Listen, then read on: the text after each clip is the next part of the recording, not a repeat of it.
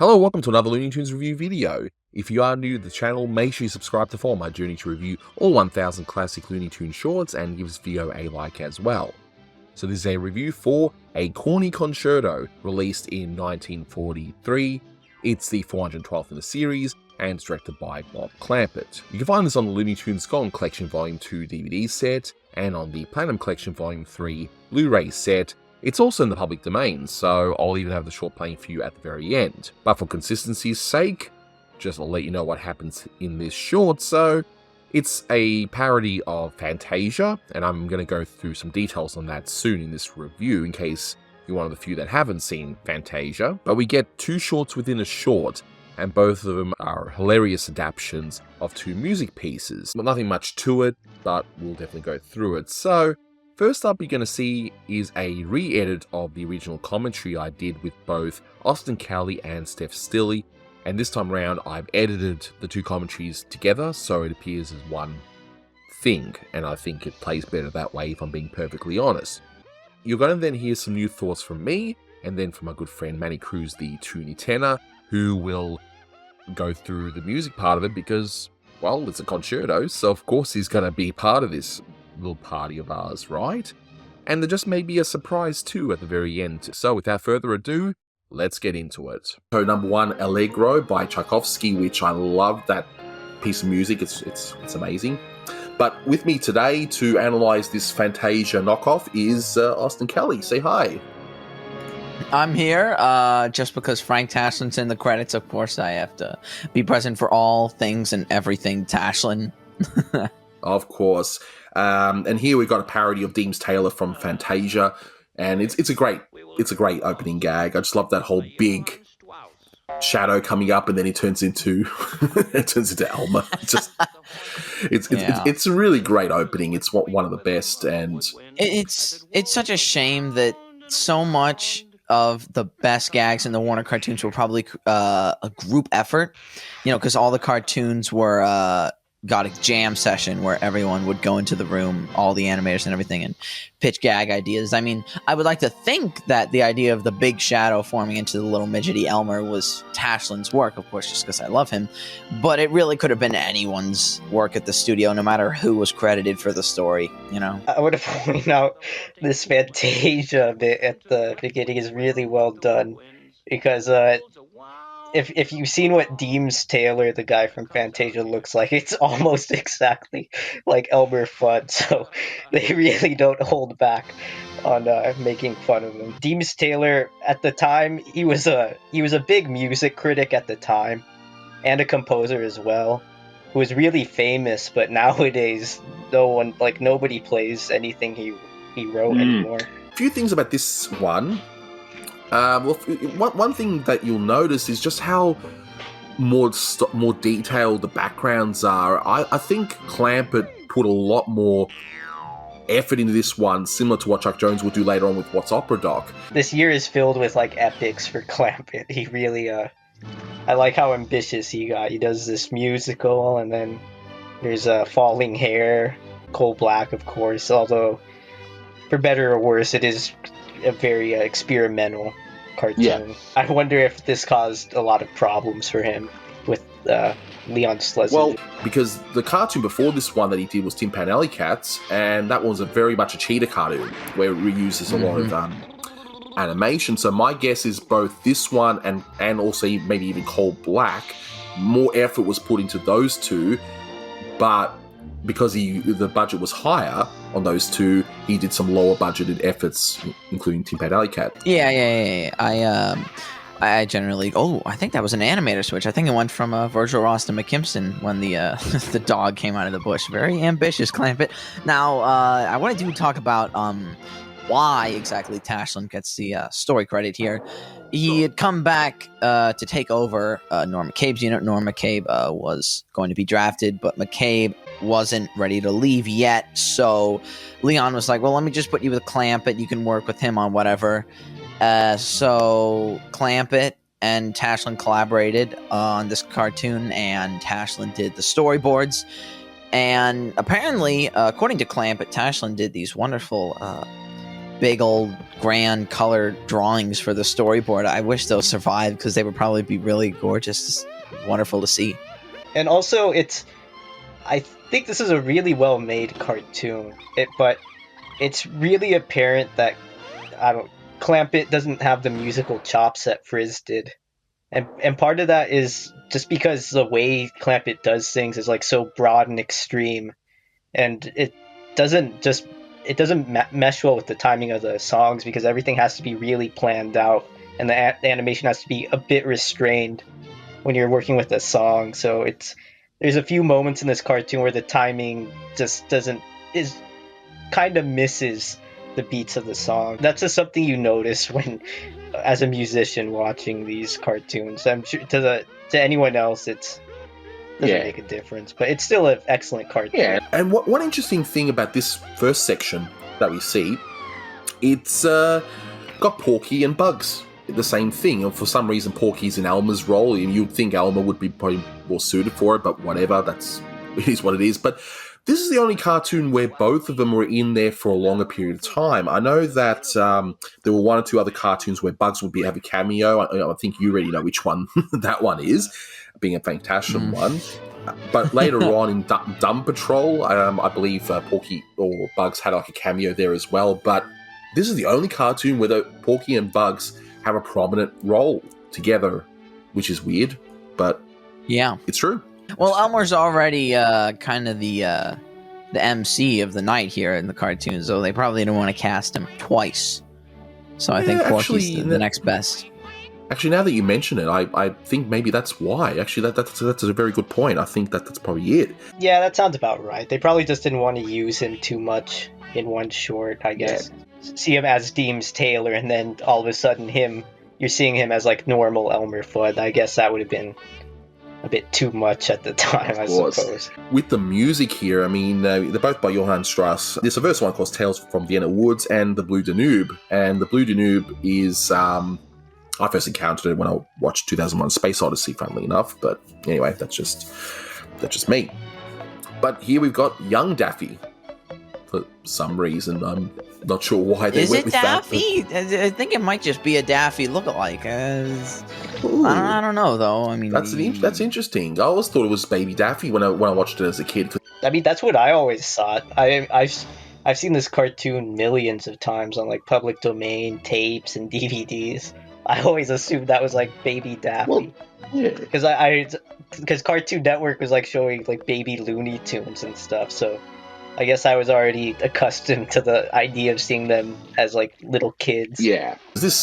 I've seen it heaps of times. I think it was even on Bugs Bunny Superstar, wasn't it? Yeah, I think that's probably where I saw this one for the first time. Because I remember seeing this quite a few times, and it's just such a great little thing. And it's also a testament to Clampett and of course Taschen having the story that their skill in putting what feels like two full-length shorts within one short, if that makes sense. Like neither of them feel like they overstayed their welcome. It just works. It really speaks to their talent. I definitely agree. It's an interesting idea. Obviously, it came from Fantasia. It's really interesting that they feel like full-length cartoons, at least by Warner standards, 7-8 minutes, but they're both packed into this like 8-minute short. That's really wonderful. It's an interesting idea, but it does kind of. In retrospect, it kind of makes the cartoon feel a little less cohesive.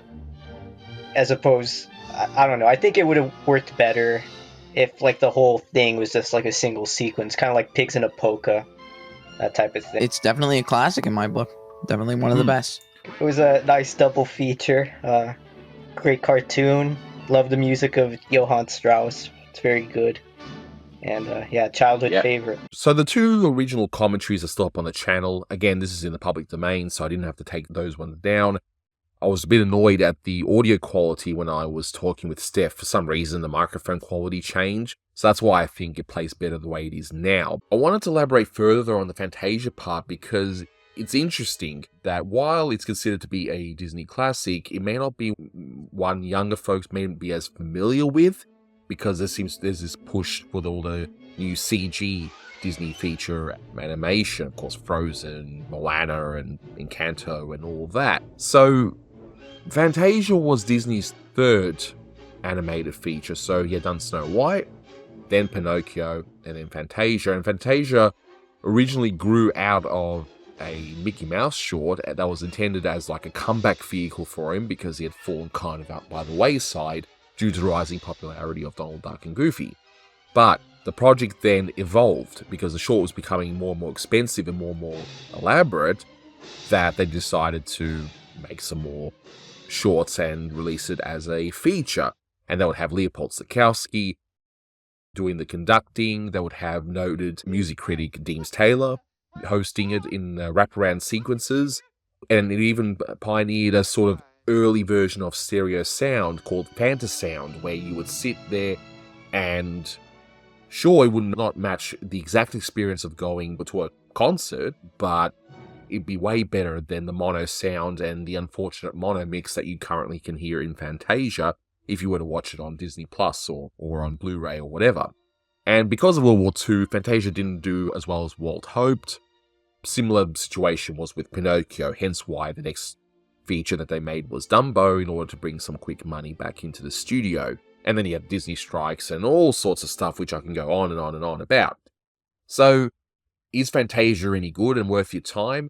You're going to probably fall into one of two camps if you haven't seen it. You're either going to really love it, so if you watch it like in a dark room and let the music just take you and you can absorb the animation and all that, it can be a wonderful experience. For others, they can appreciate the artistry and the music, but find it incredibly dull and pretentious. I'd say if you haven't seen it, watch it, make up your own mind. If you have a Disney Plus, it's on there. But that's what this is, parodying it, and I really want to put that into context. Now, this short was also voted 47 out of the 50 greatest cartoons of all time in the 1994 Top 50 Animated Shorts book. I definitely say this does belong there. Would it be there if they were to redo the list today? Who knows, but it's definitely one of Clampett's masterpieces in my book. The title itself even parodies the Silly Symphonies name, so you'd have two of the same letters, like Happy Harmonies, Silly Symphonies, even Merry Melodies. So it's a nice little play on that. Now, looking at Keith Scott's wonderful Cartoon Voices book, of course, Arthur Q. Bryan doing the voice of Elmer Fudd, he just about did in all of the shorts up until his death. There are entries for Mel Blanc and Bob Clampett doing a few sound effects, and also the woman screams when Bugs screams as woman. Apparently, that's from a live-action movie. Some have theorized that it's Fay Wray screaming. I don't know the definitive answer, and Keith doesn't write down exactly what movie it is, but it's interesting that Clampett must have heard some sort of a scream and said, hey, I got to put that in this short. It's just kind of interesting, I think. But going through a few more details in this short, so Carnegie Hall, that's a play on the Carnegie Hall, which is a concert venue in New York, and it's still being used today. It was built in 1891, and of course it's going to be renovated throughout the years, but it's always impressive to see such venues still being in use after all these years. And rewatching this short again for this updated review, I just get a kick out of the fact that Clampett knew what he was doing, and Tashlin too, of course, knew what they were doing when it came to the dialogue for Elmer, making sure that they had a lot of the words whistling woodwinds and a lot of R words, so it can sound like W words. So I just get a kick out of that. It's fantastic. So there's not much dialogue in this short, but whatever dialogue is there is pretty funny. And the timing of this is great. Look, I do agree with Steph. If you watch this closely and compare it to what Frizz would have done, there's no contest. Frizz was better at musical timing, and it would have been interesting to see him do this short. That's not to say Clampett's a slouch or anything here. It's just a difference that, if you're paying attention, you can definitely notice. But thankfully, he makes up for it with these wild and outlandish gags. So, for example, you see the timing in the beginning with Porky and the dog walking and the rabbit rubbish. It's not quite to the beat as what Frizz would do. Oh, in case you're wondering, that Emily Post etiquette, that's actually a real thing. So it's Emily Post's etiquette manners for today, and that's actually still in print and revised many times. You can imagine that societal standards have changed quite a bit since this was written. And there's even an Emily Post Institute that offers etiquette advice and training. So how about that? If you need some etiquette training, there you go.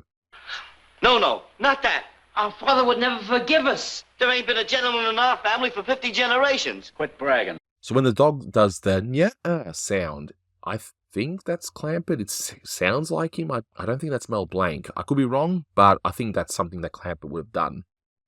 Then we get the hilarious gag of Bugs pretending to be the dog and pointing and all that. Just get a kick out of that, of course. And then the squirrel shoots the gun, because why not? So there's crying to the music. Now, again, is this Mel Blanc doing the crying, or is it Bob Clampett doing the crying? But I love how it's just timed nicely to the music. It's fantastic. And I just realized as well that this first segment is more or less a remake of A Wild Hare, right down to the hunter feeling sorry for hurting an animal, because in that one, Elmo gets all emotional that he's like, poor little rabbit, and here, same thing happens, but of course with Porky. So I just kind of realized that. And of course we get a bra joke. I mean, come on, Tashlyn's involved with this, so of course there's going to be something to do with women or bras and that, of course.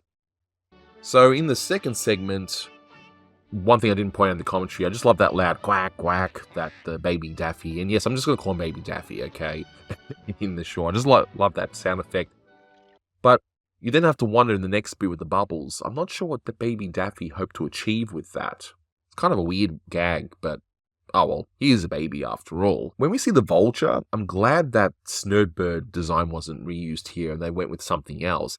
I can't see if this bird is based on any movie character or radio character or anything like that. If it is, let me know, but as far as I'm aware, it's not.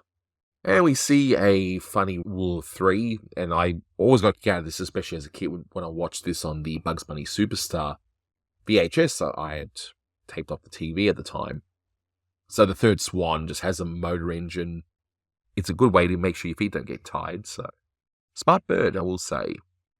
Now we see a 4F rejection, and that's a World War II reference. This, of course, came out during World War II, and 4F basically means that you just weren't suitable for the army. So it's a classification designating a person that is considered physically, psychologically, or morally unfit for military duty. So I would imagine that the audiences at the time would have definitely gotten a kick out of that.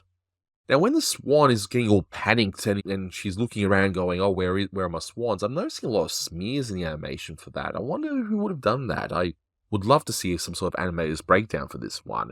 It's quite obvious to see what Scribner would have done, but those smears, I don't know. It looks pretty good, though. And it kind of cracks me up this time. I never really noticed before, but Daffy putting water on the head of the swan to wake her up, even though she's already in the water. That's kind of weird, but anyway. And one other point I wanted to point out, I like how we just end with a very Looney Tunes action scene with the small battle and TNT given to the bird in very quick fire timing that Clampett is best known for. Right, so I've covered a fair bit. Now, my good friend Manny Cruz, the Toonie Tenor, is going to now have a chat regarding the music in this short because, well, it's a concerto after all. So, take it away, Manny. Hi everyone, this is Manny Cruz, the Toonie Tenor, coming at you with the latest edition of It's Time for Manny's Music Time with music trivia for you today. Bum!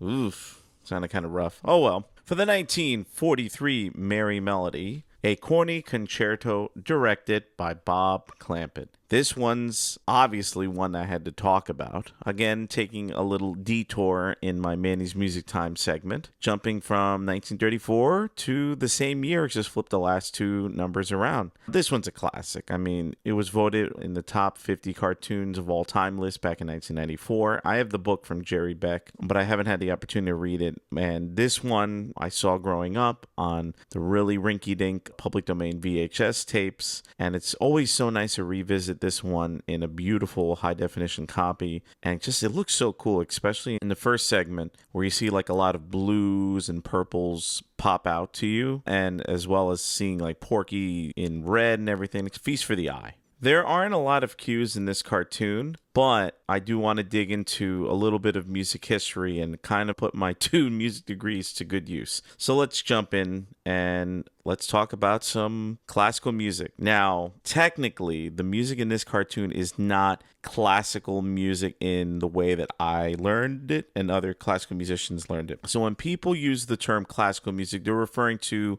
Western quote-unquote art music from, let's say, the 1500s to the present day. But when you talk about that specific type of music, when you're talking about, let's say, classical music with a capital C, the classical period itself refers to music that came from, let's say, the mid 1700s up until the early, let's say, the 1820s. And when you talk about the actual classical period of Western art music, we're talking about Mozart. He's a titan of that era. You have other composers like Haydn, the early works of Beethoven. Well, Beethoven's an interesting composer because he was the transition point from the classical period to the Romantic period. Now, the Romantic period itself is what this cartoon deals with. So the Romantic period's the early 1820s up until, I'd say, the early 1900s. And both of these composers that are featured in this cartoon, Peter Tchaikovsky and Johann Strauss II, were Romantic era composers. And I can keep going on and on about the differences in these musical periods. I mean, the main ones you have to focus on, you have the Renaissance, you have the Baroque period. Baroque is like Bach and Vivaldi. Renaissance, going back to the 1500s, early 1600s, around that time. The 1600s up until about 1750 is a Baroque period, and people say when Bach died, that's when you could say the Baroque period finished. And remember, history in any form, it's not really like a specific cutoff date. It's just, things change over time. But we usually group, the Renaissance, the Baroque, the Classical period, the Romantic period, and then you could say from the 1900s to the present day is the Contemporary period, and then you could break it down even further, Neoclassical, so on and so forth. But again, I don't want to bore you all with music history and whatnot. You came here to talk about cartoons, so let's do that, shall we? But before we go any further, let's talk about the title itself. So what exactly is a corny concerto? Let's start off with the word concerto, which a lot of people either A, pronounce it incorrectly, they say concerto, and B, they don't really know what it means. So a concerto is a musical term, concerto, it's an Italian term, and it refers to a piece of music that features a solo instrument and accompanied with an orchestra. So the instrumental soloist and the orchestra are trading off each other. And usually a concerto is written in several movements, different parts of the music. Usually, let's say 3-4 movements. A symphony usually has 4 movements, whereas a concerto usually has 3. And this cartoon only features a concerto in the opening credits. Now, what is the definition of the word corny? So it's an adjective. It means, no, I'm just kidding. I'm not going to explain what a corny is. It means you're in a cornfield and you're running around. That was terrible. That joke is corny that I was about to make. So this is why I'm a musician and not a stand-up comedian. I don't know how Anthony deals with me. But anywho, in the beginning of this cartoon, you actually do hear a concerto. And what do I mean? So in the opening credits, the cartoon starts off with a piece of music that is very near and dear to my heart. Peter Tchaikovsky's Piano Concerto Number 1 in B-flat minor, Movement 1. So you hear it during the opening credits, and it's in the name itself. It's a piano concerto. And you hear the melody. Da, da, da, da, da, da, da, da, da, da, da.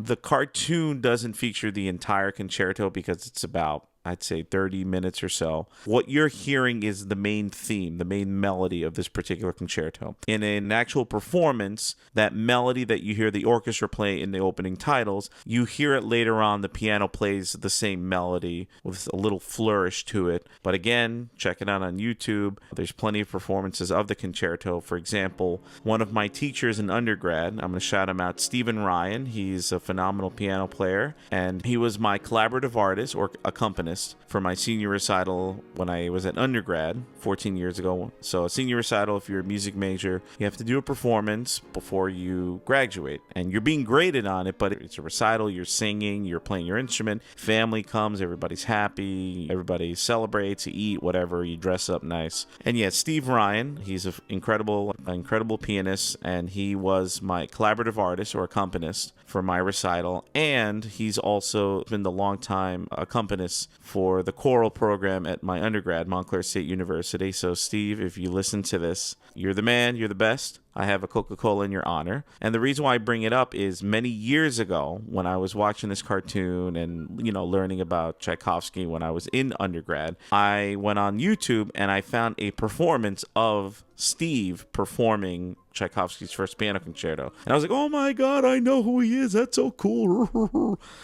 Well, maybe I didn't do that laugh, but it was cool seeing one of my professors, actually playing this piece of music that I learned from a Warner Brothers cartoon. And it was kind of a cool feeling. So before I talk a little bit more about the composer of this particular piano concerto, let me briefly bring up Carnegie Hall, that I've performed there before. So Anthony earlier in the commentary talked about the history of Carnegie Hall. It was built in 1891. Andrew Carnegie or Carnegie, depending on the pronunciation. I sometimes hear Carnegie, I hear Carnegie, but usually people say Carnegie Hall. For the venue, it's located in Manhattan in New York City. I believe 56, 57th Street. I'm just going off the top of my head. Near 6th or 7th Avenue in New York. It's been a while since I've been to Carnegie Hall. I performed there when I was an undergrad, speaking of Steve Ryan, my second or third year of undergrad. I was in choir for about 7 semesters. You have to be, depending on what instrument you play. If you're an instrumentalist, you're in an orchestra, or you're in a band, blah, blah, blah, blah. If you're a singer or a piano player, you are required to be in choir. So the main choir that we would do larger works of music, so on and so forth. But then we had a smaller group, a chamber choir, you could say the cream of the crop. The cream of the crop, oh yeah. There's my Macho Man Randy Savage reference. And my undergrad chamber choir, we were called the Montclair State University Singers. We performed at Carnegie Hall, I believe 2008, 9, around that time. And then in 2013, I was in a group called the New York Choral Society. I sang there only for a few months. It was fun, but it was a pain traveling back and forth from Jersey over to New York. No, but taking a train and working, traveling from Jersey to New York and going to 3-hour rehearsals a few times a month. I mean, it was a great experience, but it was very taxing at the time. And I performed Carnegie Hall where we did the Sea Symphony by Ralph Vaughan Williams, so a composer that came later on in time. He's a British composer, and it was a gorgeous, gorgeous piece of music. The Vaughan Williams Sea Symphony. If you've never had the opportunity to listen to it, I highly recommend you do it. We had a narrator prior to the concert, and our narrator was Kathleen Turner. And Kathleen Turner, famous American actress, and for us cartoon nerds, she's most famously known as the voice of Jessica Rabbit in Who Framed Roger Rabbit. And it's funny, when I was getting ready to go on stage at Carnegie Hall, so yeah, 2013, and I was taking an elevator up to the stage area, and I was in the same elevator as Kathleen Turner, and she was, standing there in the zone, and I'm in the zone about to perform, and I didn't say anything to her. I'm not like, oh my goodness, were you or Jessica? And I'm like, no, I'm not going to do any of that nonsense. Just focus on the performance. She had to focus on her narration, and yeah, so I was in an elevator with Kathleen Turner and a few other people, and the performance itself, it was one of the best performances I've ever been part of. I always think back to the ending of that particular symphony. It uses imagery of, the sea and ships and things of that nature. It's a symphony, so it's broken up into 4 parts. It has soloists, a baritone soloist, a soprano soloist, and at the very end of the symphony, the entire orchestra and the choir starts to do a very long decrescendo. So it starts getting softer and softer and softer. And just imagine like a ship sailing in the distance. As it starts fading away from your vision, it gets softer and softer, the music. And I just remember seeing the strings, once they were done playing, they lightly take off their bows off their instruments, and just the absolute silence inside Carnegie Hall for about 5 to 10 seconds after the piece is over, and just the performers and the audience are just absorbing the moment and just the beauty of the music that just occurred. And then, everybody, we got a standing ovation and all that. And I've told people before, like, I've had some awful musical experiences, complete embarrassment in choirs and bands and whatever. And I've had some absolutely like moments that just still speak to me to this day. And as I tell people, those are the moments that pushed me forward in this career, and that moment in Carnegie Hall during the Vaughan Williams Sea Symphony was one of the best musical experiences I've ever had. As for Carnegie Hall itself, I actually went to a concert there, one of the first concerts I ever went to. Probably was around 1997. So one of the first concerts, I think the first classical music concert I ever attended was in Carnegie Hall. It is appropriate because it was about a piano player, but sadly she was not playing Tchaikovsky, if I remember. But at the time I was a third grader, and the following year I was going to go to a new school. I went to the Gifted and Talented Magnet program in my town, and my teacher in fourth grade, who I didn't have at the time, her name was Barbara Pereno, one of my most influential music teachers growing up, my choir teacher for several years, and I eventually replaced her in my teaching job when I started in 2011. And I went to the performance with my grandmother, my late grandmother, may she rest in peace, who loved classical music, and it was a cool experience. So yeah, I've been to Carnegie Hall, let's say 3 times in my life. I'd like to see more performances, and I know Billy Joel did some performances at Carnegie Hall back in the 70s. I've listened to the recordings of those performances when he was doing his Stranger album, but yeah, cool times. All right, so let's talk about Peter Tchaikovsky. Good old Peter. So the information I am about to read for you comes from the biography.com website. I mean, I could just go through some of my music books, but I'm going to try to make this as simple as possible. So I quote, Peter Ilyich Tchaikovsky is widely considered the most popular Russian composer in history. His works include The Sleeping Beauty and The Nutcracker. Peter Ilyich Tchaikovsky was born on May 7th, 1840 in, I'm probably going to butcher this and I apologize, Kamsko-Votkinsk, Russia. Sorry for the Russian speakers out there. I apologize. I tried my best. He was the second eldest of his parents' 6 surviving offspring. Tchaikovsky's father, Ilya, worked as a mine inspector and metalworks manager. When he was just 5 years old, Tchaikovsky began taking piano lessons. Although he displayed an early passion for music, his parents hoped that he would grow up to work in the civil service. At the age of 10, Tchaikovsky began attending the Imperial School of Jurisprudence, a boarding school in St. Petersburg. His mother, Alexandra, died of cholera in 1854 when he was 14. In 1859, Tchaikovsky honored his parents' wishes by taking up a bureau clerk post with the Ministry of Justice, a post he would hold for 4 years, during which he became increasingly fascinated with music. When he was 21, Tchaikovsky decided to take music lessons at the Russian Musical Society. A few months later, he enrolled at the newly founded St. Petersburg Conservatory, becoming one of the school's first composition students. In addition to learning while at the conservatory, Tchaikovsky gave private lessons to other students. In 1863, he moved to Moscow, where he became professor of harmony at the Moscow Conservatory. And this part is called Tchaikovsky's Compositions, and talking about his operas in particular. And this is an interesting link to the other composer that I'm going to be talking about in this video. Peter Tchaikovsky's work was first publicly performed in 1865, with Johann Strauss the Younger conducting Tchaikovsky's characteristic dances at a concert. In 1868, Tchaikovsky's first symphony was well received when it was publicly performed in Moscow, and la-di-da-di-da. I don't have to read all that other stuff, but just suggests when his career started going. And who conducted it? Johann Strauss II, who is the main composer of this cartoon. He composed the 2 pieces that you hear later on, Tales from the Vienna Woods and The Blue Danube. Yeah, Tchaikovsky is easily the most famous Russian composer in history. He had an interesting history to himself, because some of his critics would say that his music was too influenced by Western influences, that it sounded too Western. So you'd say more,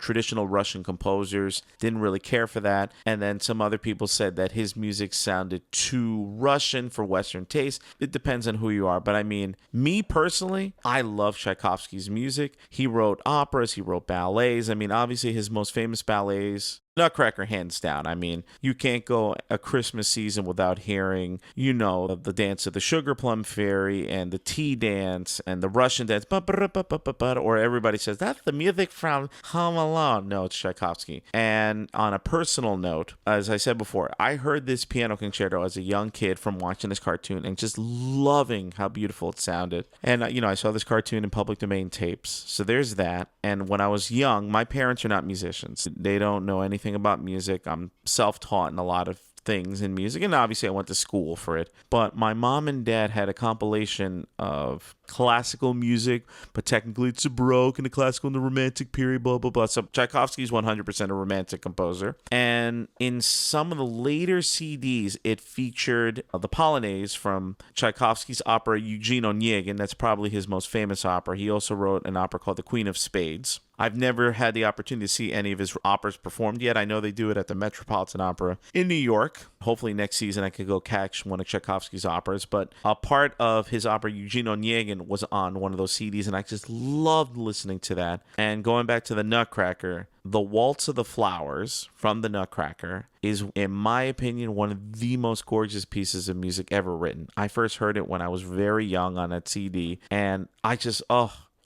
always get the chills when I hear it. I've actually never seen the Nutcracker before. Hopefully, I wanted to this year, but I got sick around the holidays. But next year, I'm hoping to go see a performance from the New Jersey Ballet and New Jersey Symphony playing it. And I told people, once I start hearing the Waltz of the Flowers being performed, you know, and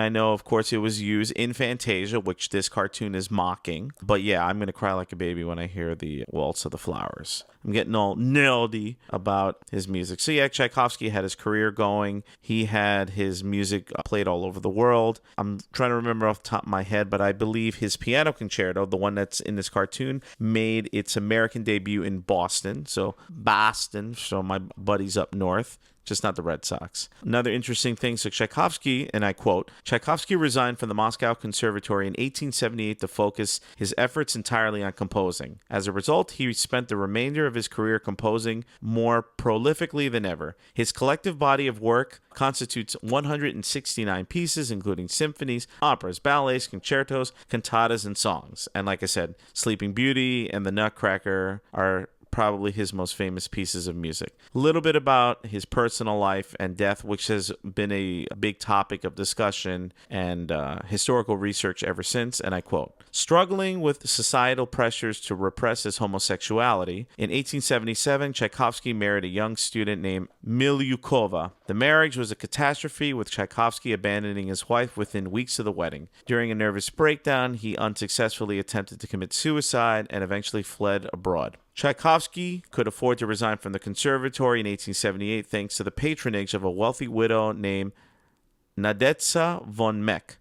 She provided him with a monthly allowance until 1890. Oddly, their arrangement stipulated that they would never meet. Tchaikovsky died in St. Petersburg on November 6, 1893. While the cause of his death was officially declared as cholera, some of his biographers believe that he committed suicide after the humiliation of a sex scandal trial. However, only oral, no written documentation exists to support this theory. And unquote. And I read that and I feel sad. Tchaikovsky passed away when he was 53. I'm looking back at the time period, in the 1800s in Russia. And for many years, and I remember reading about that in music history, that Tchaikovsky was gay and the expectations of society at that time, just the pressure of how to do things. And I'm thinking about, I'm recording this May 25th, 2024. We're about to enter Pride Month very soon. And I know I'm going to go a little bit on a tangent. I'm heterosexual myself. I'm a cisgendered heterosexual man, but I have many friends, family, and as someone who's in the arts, I have many friends who are of the LGBT community. I apologize if I forget any of the additional letters or things. But in all seriousness, as Pride Month comes, to my friends, family, my fellow musicians, everybody in the LGBTQ plus community, I wish you all the best.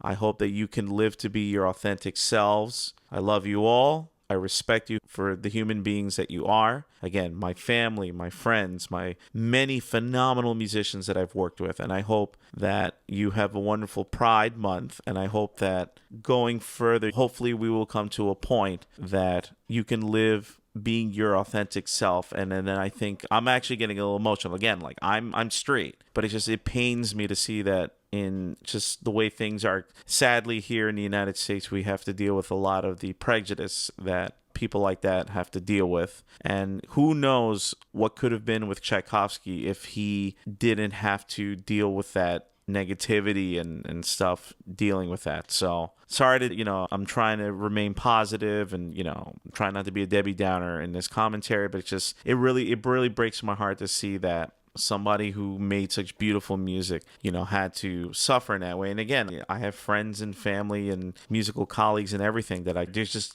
phenomenal singers, instrumentalists, whatever. And then I see that their humanity is not being respected. And it really infuriates me. So I love you all. Thank you for all you're doing. Oof, I'm getting like a little, emotional here again, but I mean, reading next just really bums me out. But let's get back on to talking about the cartoon because I love this song. And another thing, Anthony's going to kill me with the editing. So when I was reading about Tchaikovsky, I mentioned that he worked at a Moscow conservatory. Now, the Moscow conservatory still stands. How do I know this? Because I visited it in 2008, actually around this time in 2008. So yeah, May of 2008. So I was saying before, my undergrad choir, Montclair State University Singers, the chamber group, this was the end of my sophomore year of undergrad. We had an exchange program. Montclair State University here in New Jersey had an exchange program with students of, say it with me, everyone, the Moscow Conservatory. So in late 2007, we had students from their program come to New Jersey. They did a few concerts. And then in May, we traveled over to the conservatory. And by the way, it was established in 1866. It's still around. And it's officially called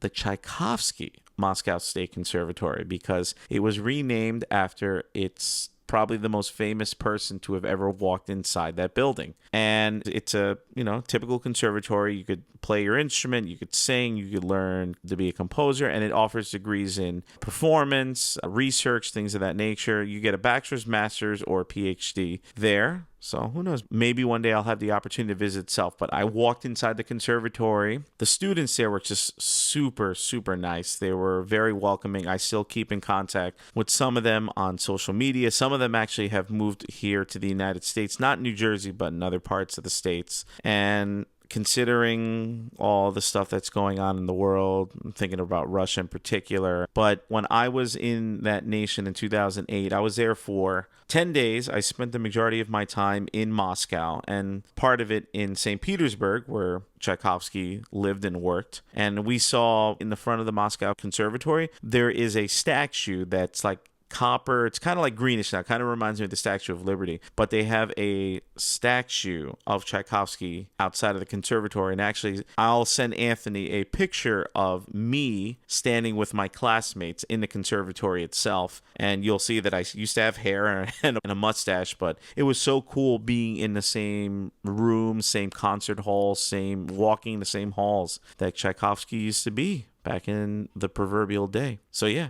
Now let's get to the meat and potatoes of the cartoon itself. So the two main scenes of the cartoon, of course, as Anthony said, it's one giant parody of Fantasia. You have Elmer Fudd taking on the role of Deems Taylor, and man, this scene just is so hilarious with, I believe, with a lot of animation from Rod Scribner and just certain things. Like I actually noticed in this rewatch, I never noticed it before, but the sheet music that you see. So in the beginning of the cartoon, when you hear the orchestra tuning and you see like the sheet music on the stands, you see one that says Johann Strauss. So I'm glad that somebody did their homework. Nobody's going to be fired for that blunder.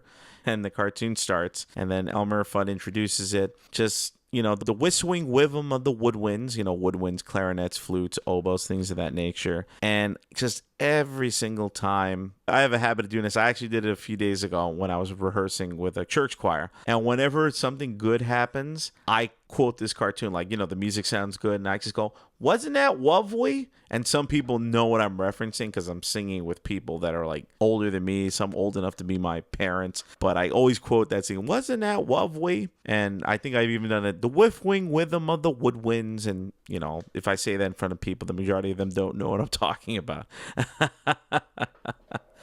So this cartoon, the two main parts, so the part featuring Porky Pig and Bugs Bunny and the dog, as Anthony likes to mock my lovely, gorgeous New Jersey accent, is a piece of music from Johann Strauss, which is called The Tales of the Vienna Woods. The Tales of the Vienna Woods, in German, it's Geschichten aus dem Wienerwald. So, Tales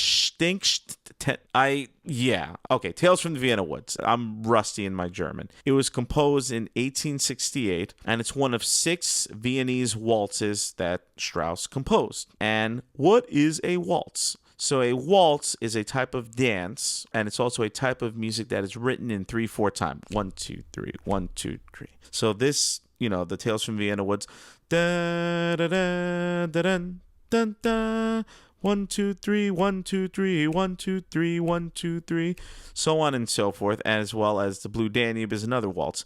Da da da da, 1, 2, 3, 1, 2, 3, 1, 2, 3.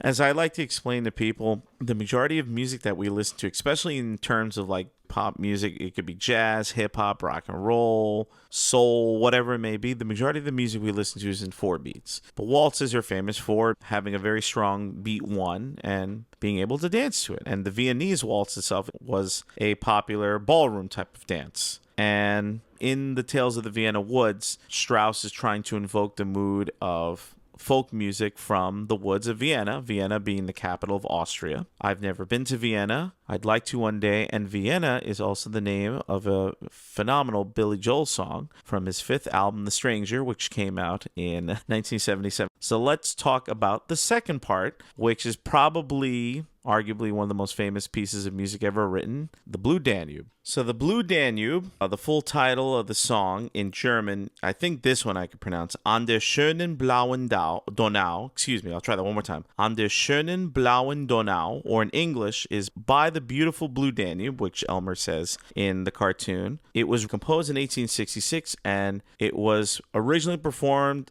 one day after Valentine's Day, February 15th, 1867, at a concert of the Wiener Männergesangverein, or the Vienna Men's Choral Association. And the original version of the Blue Danube, which I've never heard before, it was written for a choir, for basses and tenors, so maybe I could sing it one day. And the words were satirical in nature. And just to give you a little taste of it, let's see. So let me see if I could sing the melody while using the German words. Donau so blau, so schön und blau, durch Tau und Au, what's ruhig. Okay, never mind. But I'll read a brief translation in English. Danube so blue, so bright and blue, through vale and field, you flow so calm. Our Vienna greets you, your silver stream, through all the lands, you marry the heart with your beautiful shores. And I'm not going to read the rest. But I actually didn't know until today that it was originally written with words, because we're so used to hearing it played by instruments. And yeah, the Blue Danube is, again, one of the most famous pieces of music ever written. You can't go anywhere with hearing it. It's been used a ton in animation. Of course, later Warner Brothers cartoon, Chuck Jones's 1960 cartoon High Note, features the Blue Danube waltz throughout the cartoon. Of course, I'm going to mention it. I have to say it. One of the most famous scenes in The Simpsons from the episode from season 5, Deep Space Homer, when Homer is trying to eat a, careful, they're ruffled. Oh my God, they'll clog the instruments. When Homer's eating the potato chips in outer space, and he does it to the Blue Danube waltz. I gotta rewatch that episode. It's so good, and as well as this cartoon itself. You know, it's a masterpiece. And of course, well, I've actually never seen the film, but I do know that the scene of Homer floating eating the chips is a reference to the Stanley Kubrick film 2001: A Space Odyssey from 1968, which features the Blue Danube in the film itself. I've seen clips of that scene, but I've never watched the full film itself. Maybe that should be my homework assignment after I record this. So here's some information about Johann Strauss II, and the audio that you're about to hear, I'm reusing it from a previous Manny's Music Time. Some information about Johann Strauss II. The Miller's Daughter from 1934 was the first Warner Brothers cartoon to use this piece of music. So Norman Spencer or Bernard Brown, I don't remember who the music director was in that cartoon, beat Carl Stalling and Bob Clampett using this one by about 9 years. So enjoy. So here's some information about Johann Strauss himself. Johann Strauss II, let me be clear. This information comes from the Britannica Encyclopedia, and I quote, Johann Strauss II, born October 25th, 1825, in Vienna, Austria, and he died June 3rd, 1899 in Vienna. The Waltz King is his nickname, was a composer famous for his Viennese waltzes and operettas. Strauss was the eldest son of the composer Johann Strauss I. Because his father wished him to follow a non-musical profession, he started his career as a bank clerk. He studied the violin without his father's knowledge, however, and in 1844 conducted his own dance band at a Viennese restaurant. In 1849, when the elder Strauss died, Johann combined his orchestra with his father's and went on a tour that included Russia and England, winning great popularity. In 1870, he relinquished leadership of his orchestra to his brothers Joseph and Edward in order to spend time writing music. In 1872, he conducted concerts in New York City and Boston. Oh, look at that. He made it to the States. Strauss's most famous single composition is An der schönen blauen Donau, 1867, or The Blue Danube Waltz, the main theme which became one of the best-known tunes in 19th century music. His many other melodious and successful waltzes include Morgenblätter, so Morning Papers, 1864, Künstlerleben, 1867, An Artist's Life. Ooh, this one's a tricky one. Let's see how good my German is. Geschwinten aus dem Wiener Wald, 1868, or The Tales of the Vienna Woods. Wein, Welt und Gesang, 1869. Wine, Women, and Song. Amen to that. Well, you could keep the wine. I don't drink. Wiener Blut, 1871, Vienna Blood. And Kaiserwalzer, 1888. Of his nearly 500 dance pieces, more than 150 were waltzes.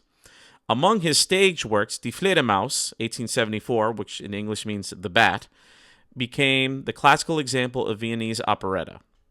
Equally successful was Der Singer, the heck with it, I'll just say in English, 1885, The Gypsy Baron.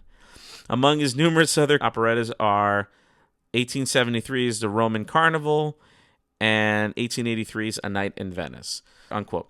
Oh boy, this is a long commentary. It's only had 3 cues. This is probably the longest one I've recorded. But hey, I mean, I brought up music history, my experiences visiting the place where Tchaikovsky was. I've never been to Vienna. I actually have a friend that's a professional opera singer. She's performed in Vienna a few times. If you're listening, Raynell, hi, how are you? Maybe one day I'll sing with you in Vienna. And as for the cartoon itself, I mean, it's an absolute masterpiece. Just so funny. It's interesting, though, because whenever I think of musical cartoons, the first person I think of is Fritz Freleng, the master of timing. And obviously, Chuck Jones had some phenomenal musical cartoons in The Rabbit of Seville and What's Opera Doc and so on and so forth. And there's some parts in this one where the timing's a little off, but God, it's so funny. It's such a funny cartoon, and just how zany Clampett was in this time period, and just how vibrant the color palette is. And seeing Porky and Bugs is always a cool combination, which isn't, it's rare in these cartoons. The ugly duckling that pretty much looks like Daffy Duck, although it's not him, or it's, I don't know, it depends on who you ask. I mean, this is a Stone Cold classic. I do love the moment when the dog is crying the melody of Tales of the Vienna Woods near the end of the cartoon after Bugs gets shot by the squirrel. And then in the Blue Danube section, when you see the bubbles coming up, the bubbles are in time to the music. I'm trying to remember what part of the waltz itself it does it, but this cartoon is phenomenal. Watch it. You have no excuse. It's in the public domain. You can watch it wherever you want. Ideally, buy it on Blu-ray or DVD, or find it online. I think it's on HBO Max last time I checked, or Max, excuse me, because they renamed it. Max Plus, Peacock, Paramount, Hulu, McGillicuddy, Esquire, blah blah blah, whatever the heck these things are called. Man, I sound like an old man. Well, I'm not that old yet. So, these are my thoughts for the 1943 classic cartoon, A Corny Concerto, and Manny's Music Time. I hope that all the information I gave you was not corny, and it's about as long as a concerto. So thanks for listening, folks. Thanks for the support. You guys have been great. For Anthony, for me, for Blue, for everybody who's been involved in this channel. Thank you so much. Please follow me on social media at the Toony Tenor, TheTooney, TENOR. for my life as a musician, a multifaceted geek, and all that jazz. Thanks for listening, folks. Go listen to some Strauss, either his dad or himself, Strauss the Younger, Strauss the Second, and definitely listen to some Tchaikovsky. Gorgeous music, some of the best stuff from the Romantic period for both of them. Thanks, everyone. Have a great day. Keep watching cartoons. As I said before, to my friends and family and colleagues, have a very happy and safe Pride Month coming up, and enjoy. Toodles. So here's something extra special for this video. My good friend Camden Spees, who's been on a few of my review videos already, he did an interview with Ruth Clampett, Bob Clampett's daughter. And so here is a snippet of what they talked about regarding A Corny Concerto. Let me know in the comments below if I should make the entire interview a video. Something about Bob's two major Disney cartoons. People always list those as the greatest cartoons of all time. Coal Black and A Corny Concerto, which were both Disney parodies. Obviously, one of Fantasia, one of Snow White. Why do you think The Corny Concerto was such a significant short in your dad's career? He had so much respect for Disney. And Disney was the guy they all looked up to, no matter what studio, I'm sure, for what he was able to accomplish and the quality of the animation. And he knew Disney well enough to know that he had more ideas than could ever be made into reality. But he was a brilliant man. I think when you look back at it, because a lot of the Disney cartoons were beautiful and, great storytelling and so forth, but they weren't wacky or crazy or anything. I mean, they had some shorts like that, but for the most part, it's such an amazing thing that Walt offered him a job, and then he wasn't willing to wait 2 months, and he went and talked to Leon Schlesinger and got the job that day. He wouldn't have fit at Disney because he really had that kind of wild sense about, and I think after going through the Depression and then World War II, people were stressed out and everything, and he really just wanted to make people laugh and really have a fun time seeing these cartoons. So I think he definitely felt that doing these parodies of Disney was really a show of respect, that those films were so important that it was really fun to parody them because they're such classics. And then he goes and does all this crazy stuff. I mean, Elmer Fudd on the podium, it's such a contrast to the way that Fantasia was done. So what else can I say about this short? I mean, we've covered it pretty much in depth, and this really is one of Clampett's masterpieces.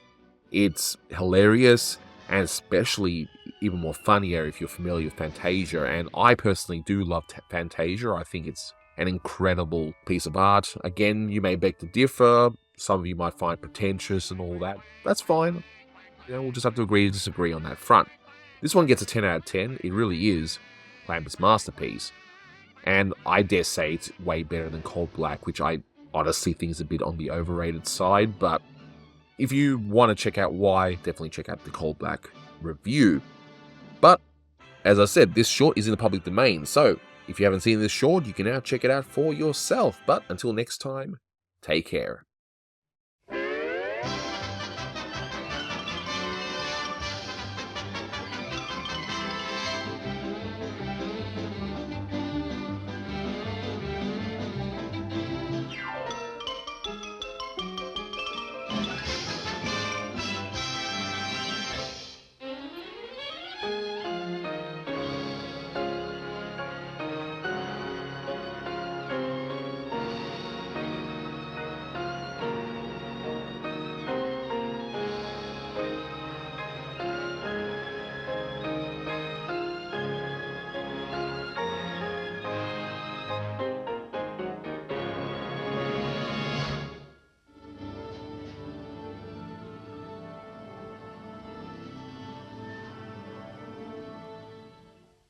Greetings, music lovers. First, we will hear a waltz written by Johann Strauss. And as we hear the rhythmic strains of the haunting refrain, listen to the whip-wing rhythm of the woodwinds as it rolls around and around, and it comes out here.